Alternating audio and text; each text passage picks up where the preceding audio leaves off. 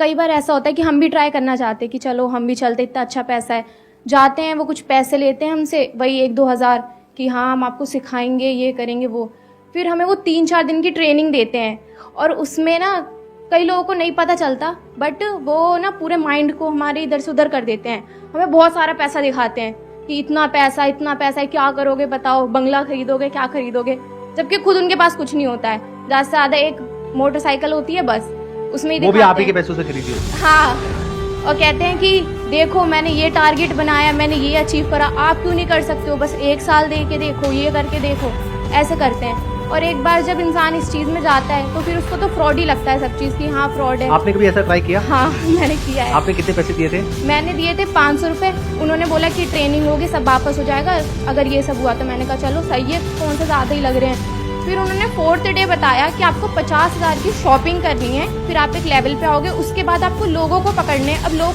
कहाँ से पकड़े वो भी सिखा रहे हैं कि अपने दोस्तों को कांटेक्ट करो, इंस्टाग्राम पे लोगों को मैसेज करो। मैंने कहा लोगों को तो मैसेज करेंगे, फ़ोन कैसा हमें क्या पता।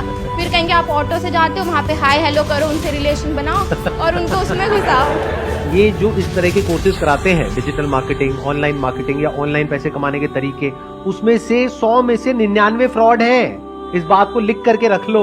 तो चैलेंज ये नहीं है कि पैसा कमाया जा सकता है या नहीं कमाया जा सकता है, चैलेंज ये है कि जेन्युइन कौन है और फ्रॉड कौन है।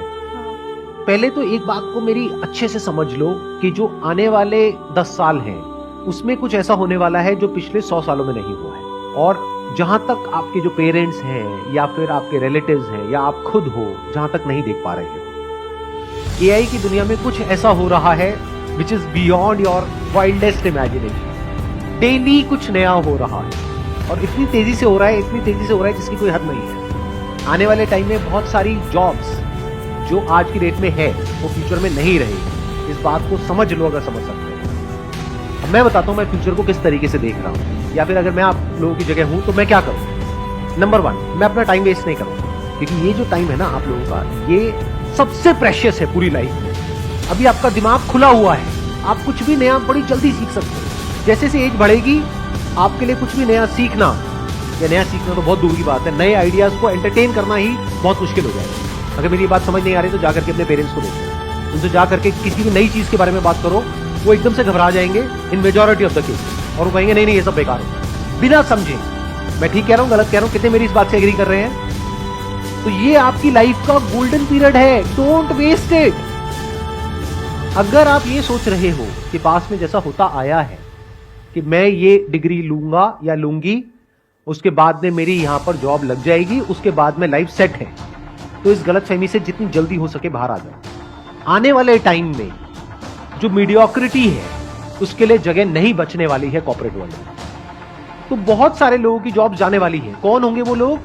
जो मीडियोकर हैं इन द सेंस कि वो अपने आप को अपडेट नहीं कर रहे हैं टाइम के साथ साथ, कि 5-10 साल पहले बस कॉलेज से एक डिग्री ले ली है, अब जॉब लग गई है, अब वो कहते हैं लाइफ सेट है।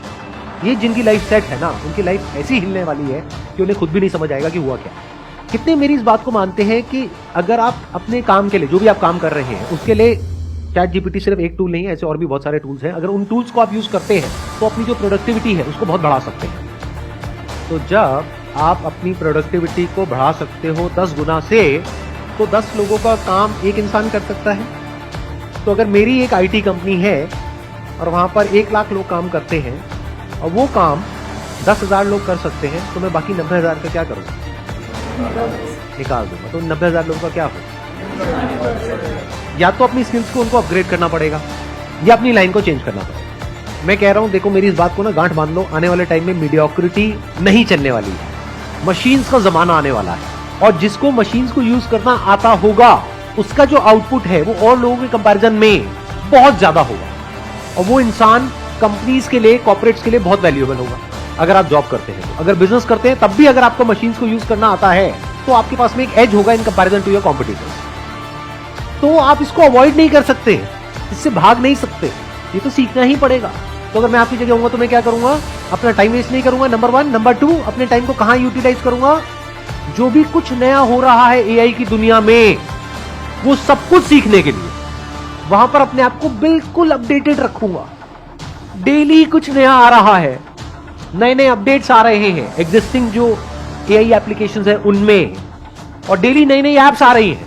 तो you need to be updated. आपको ऐसा बनना पड़ेगा कि अगर कोई भी नई टेक्नोलॉजी आ रही है, कुछ भी नया डिसरप्शन आ रहा है मार्केट के अंदर, आप फटाफट से उसको सीख जाओ और फटाफट से अपने आप को अडेप्ट कर लो उसके अकॉर्डिंग। जरूरत पड़े तो जब इंडस्ट्री पूरी की पूरी चेंज होगी तो आप अपने आप को बदल दो। अगर ये कर सकते हो, यानी कि अगर आप इन टूल्स को यूज करना जानते हो तो आप सर्वाइव करोगे फ्यूचर में। अगर नहीं जानते हो तो दिक्कत आने वाली है। तो अपनी जो स्पीड है सीखने की कि इस दुनिया में क्या क्या नया हो रहा है, दुनिया किस डायरेक्शन में जा रही है, वो सीखो। टाइम वेस्ट मत करो फालतू का कंटेंट देखने में, इधर उधर टाइम पास करने में। आप में से कोई ऐसा है जो ये बता सके टॉप 10 एआई टूल्स के नाम? कोई है जो बता सकता है? You have no idea, no clue. तो ये आइदर और के चक्कर से बाहर निकल आओ कि सर हम पढ़ाई करें या बिजनेस करें। दोनों करना पड़ेगा। पढ़ाई इसलिए करनी पड़ेगी ताकि एक बेसिक क्वालिफिकेशन हो, तो आपके पास में एज आ जाएगा। कल को जॉब मार्केट में जाओगे तो एटलीस्ट कुछ तो हो दिखाने के लिए, अगर आपको जॉब ही करनी है तो।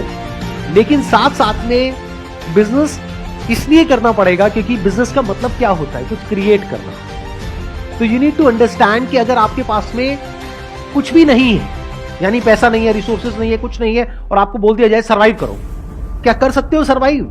अगर कर सकते हो तो कह सकते हैं कि हाँ, अब आप अंदर से एक एंटरप्रेन्योर हो। अब चाहे जॉब करो चाहे बिजनेस करो, उससे फर्क नहीं पड़ता है। आप एक क्रिएटर हो। And when I'm talking about creator, I'm not talking about YouTube creators.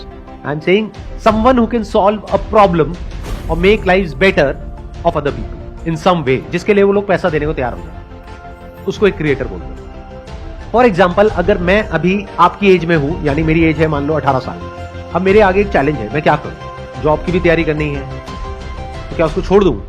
अब वो मेरी अपनी कॉल है कि मैं छोड़ूंगा या करूंगा, बट मैं आपको रिकमेंड नहीं कर रहा छोड़ने के लिए, नंबर 1। बट एक बात पक्की है कि मैं साथ साथ में कुछ ना कुछ तो और करूंगा। ऐसा नहीं कि पूरी तरह से उस पर डिपेंड होगा। जो एजुकेशन की पूरी जो डेफिनेशन है वो चेंज होने वाली आने वाले टाइम में। एजुकेशन मतलब क्या कि कुछ आपने सीख लिया है, अपने माइंड के अंदर भर दिया है और कुछ कर रहे हो। आने वाले टाइम में वो सब कुछ ऑटोमेटिकली हो सकता है। तो ये एक बहुत बड़ा क्वेश्चन मार्क है कि कौन वो लोग होंगे जो बचेंगे आने वाले टाइम में और कौन वो लोग हैं जो नहीं बचेंगे। If you can connect the dots, यानी अलग अलग चीजों को देख करके आप किसी तरीके से कुछ ऐसा क्रिएट कर सकते हो जहां से आप पैसा कमा सकते हो और सरवाइव कर सकते हो फाइनेंशियली, इंडिपेंडेंटली, अपने बेस पर, तो फ्यूचर आपके लिए है।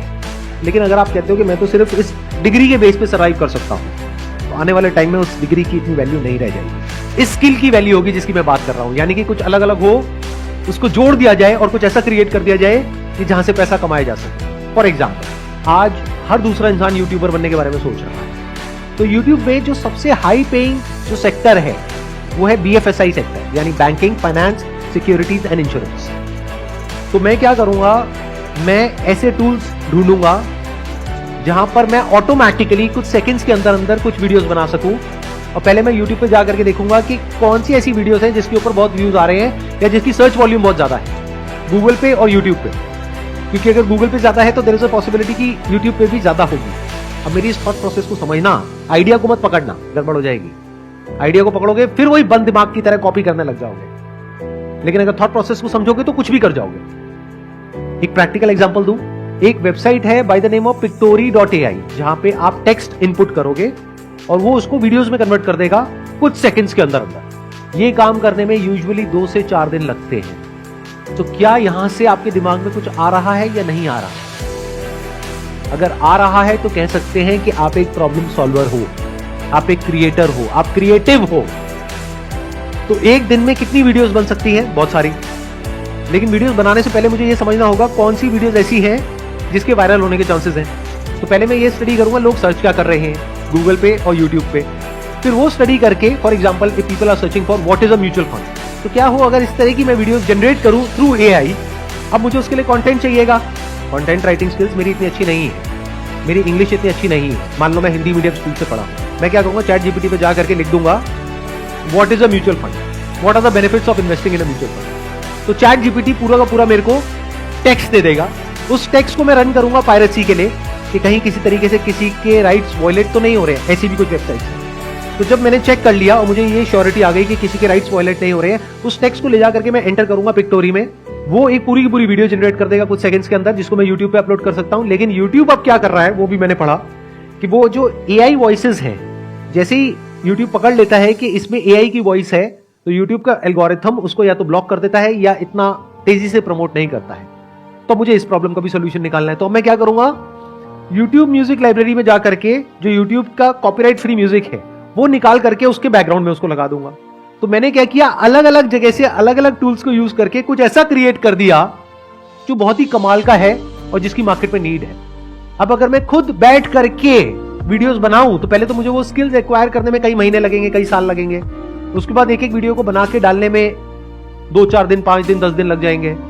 अब यहां पर एक दिन में मैं 10 वीडियोस जनरेट कर सकता हूं, यानी YouTube पर मैं 10 अलग अलग चैनल्स ओपन कर सकता हूं। और अगर मैं कंसिस्टेंटली इस काम को पार्ट टाइम बेसिस पे करता हूं अगले 1 साल तक, ये नहीं कि 2-4-5 दिन किया, 10 दिन किया, रिजल्ट नहीं आया तो उसको छोड़ दिया। पढ़ाई लिखाई में ऐसे करते हो क्या कि कहीं गए किसी कॉलेज में 2-4 दिन को समझ नहीं आया, बेकार है, छोड़ दो, ऐसे नहीं करते ना। 4 साल पता है ना कि वहां पे लगाना है, तो इस काम में भी टाइम लगाना पड़ेगा। तो 1 साल तक अगर मैं डेली एक एक वीडियो अपलोड करता हूं अपने 10 चैनल्स पे, तो 1 साल में मैंने कितनी वीडियोस अपलोड कर दी, 365 इंटू 10, यानी कि 3650 वीडियोस। उसको करने में टाइम कितना लगा, मैक्सिमम 1 से 2 घंटा डेली। इतना तो आप टाइम कहां खराब कर देते हो आपको खुद भी पता नहीं होगा। बट इस पूरी प्रोसेस में क्या होगा, या तो सक्सेस मिलेगी या नहीं मिलेगी। मिल गई तो बहुत बढ़िया है, तो ज्यादा खुश नहीं होना है, एक्साइटेड नहीं होना है कि अब मैं महीने का 50,000 कमा रहा हूं, लाख रुपए कमा रहा हूं। क्योंकि ये भी हो सकता है कल को YouTube एक नई पॉलिसी ले आए और कहे कि ये जो AI जनरेटेड वीडियोस है इसको हम डिमोनेटाइज कर देंगे, तो कहां गया आपका वो लाख रुपए महीना, गायब हो गया ना। तो एक्साइटेड नहीं होना, उस पैसे को जोड़ना है और उसको यूज करना है और मल्टीपल इनकम स्ट्रीम्स बिल्ड करने के लिए। ये आपका स्टार्टिंग पॉइंट है लेकिन एंड पॉइंट नहीं है। तो बेस्ट के सिनेरियो क्या होगा कि यहां से पैसा आएगा, तो उस पैसे को उड़ाना नहीं है, एक्साइटेड नहीं होना है, घर वालों को ये नहीं बोलना है कि अब मैं लाख रुपए महीने का कमा रहा हूं, मेरे को अब कुछ भी करने की जरूरत नहीं है। पैर जमीन पर रखने हैं, उस पैसे को जोड़ना है और दिमाग लगाना है कि उसमें रिस्क क्या है। कल को अगर ऐसा होता है तो क्या करोगे, वैसा होता है तो क्या करोगे, वो होता है तो क्या करोगे। फॉर एग्जाम्पल, अगर YouTube का एल्गोरिथम पकड़ लेता है AI जनरेटेड साउंड्स को, तो आप ऐसा भी कर सकते हो कि वीडियो वहां से बना ली, कंटेंट ChatGPT से मिल गया, पायरेसी चेक कहीं और से हो गया, कौन सी वीडियोस बनानी चाहिए कैसी नहीं वो आपने और जो सॉफ्टवेयर है वहां से पता कर लिया, सर्च वॉल्यूम किसका है किसका नहीं है। प्लस साउंड के लिए आपने क्या किया, 10 मिनट का एक ऑडियो सैंपल अपलोड करना होगा एक पर्टिकुलर सॉफ्टवेयर में, वो सीख जाएगा कि आपकी साउंड क्या है। तो अगर आपने ये कर लिया तो अब वो आपकी साउंड है, म्यूजिक YouTube का है, कंटेंट रॉयल्टी फ्री है। अब इन वीडियोस को कोई चैलेंज नहीं कर सकता। अगर इस तरह से सोच पा रहे हो तो फ्यूचर में आपके लिए जगह है।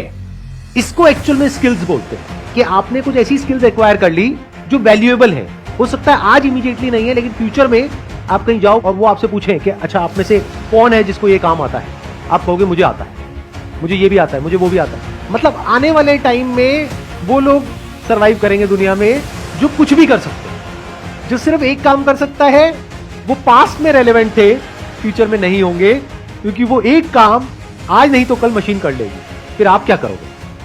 लेकिन वो इंसान जो कुछ भी कर सकता है उसकी वैल्यू क्या होगी? आई होप आज के सेशन से आपको कुछ बेनिफिट हुआ है, कुछ नया समझ में आया है, कुछ नया सीखा है। Wish you all the very best. It was pleasure meeting you and pleasure talking to all of you. Thank you so much.